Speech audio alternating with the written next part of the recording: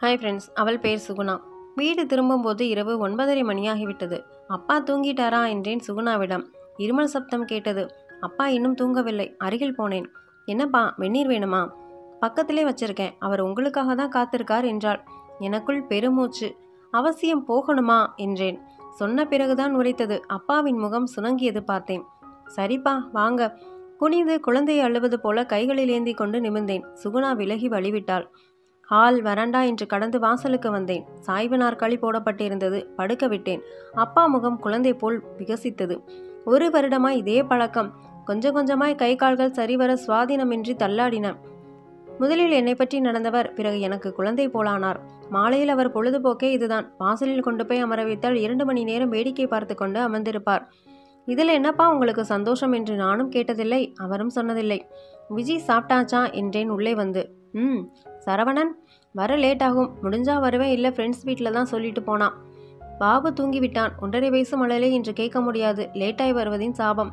தட்டில் கை அலைந்த போது சுகுணாவின் அதட்டல் கேட்டது. சாப்பிடும்போது என்ன யோசனை? என்ன சொன்னாங்க பையன் வீட்டில்? அதேதான், கொஞ்சம் கூட குறையாது. விஜி என்ன சொல்றா? இதே பையனை தான் பிடிச்சிருக்காமா என்றேன். என் இயலாமை எனக்கே உறுத்தியது. அவ என்ன சொல்றது? நம்மால என்ன முடியுமோ அதான். சரி, மோரை விடு, சாதம் வேணாம். தினசரி வெறும் மோரை குடிச்சால் எங்கிருந்து தெம்பு வரும்? சரவணனுக்கு எதுவும் போஸ்ட் உண்டா என்றேன் மெல்லிய குரலில் எதிர்பார்ப்பு துணிக்க. இல்லை. சுகுணா உள்ளே போக தட்டிலேயே கை கழுவி கொண்டேன்.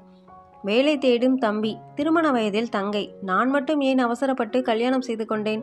இத்தனை கடமைகளை வைத்துக்கொண்டு இனம் புரியாத எரிச்சல் என் மீதே எனக்கு. இதில் குழந்தை வேறு. அப்பாவின் கவனம் என் மீது திரும்பியது. என்னடா, உள்ளே போகணுமா? மணி 10 ஆயிருச்சு. பரவாயில்ல, இன்னும் 1/2 மணி நேரம் இருக்கலாம். என்ன சொன்னாங்க? சொன்னேன் உணர்ச்சியற்ற குரலில். வேற இடம் பார்க்கலாமா என்றார். இதுக்கே 6 மாசமா அலைச்சல், இனி அடுத்தது அமையணும் என்றேன். சரி, உள்ளே போகலாம். எழுந்து அருகில் சென்று குனிந்தேன். கைகள் நடுங்கி பிறகு சரியாக பற்றின. உள்ளே படுக்கையில் விட்டபோது அப்பாவின் தளர்ந்த கை என்னை பிடித்து கொண்டது. ராஜா, மனசு தைரியத்தை விட்டுறாதடா, உன்னால முடியும். அப்பா. கிழவனை வாசல்ல கொண்டு போய் விடுறதுலையும் திரும்ப கொண்டு வரதுலையும் என்ன அவசியம்னு பார்க்குறியா? நீ திடமா இருக்கியா இல்லையான்னு வேற எப்படிலாம் நான் புரிஞ்சுப்பேன்? மனசு விட்டு பேசுகிற ஸ்டேஜை நாம் தாண்டி போயிட்டோமே. அப்பா கிட்ட எதுக்கு சொல்லணும்னு நீ மறைச்சா கூட உடம்பை காட்டி கொடுத்துருண்டா. புரியுதா? திடத்தை விடாத, எதையும் சமாளிக்கலாம்.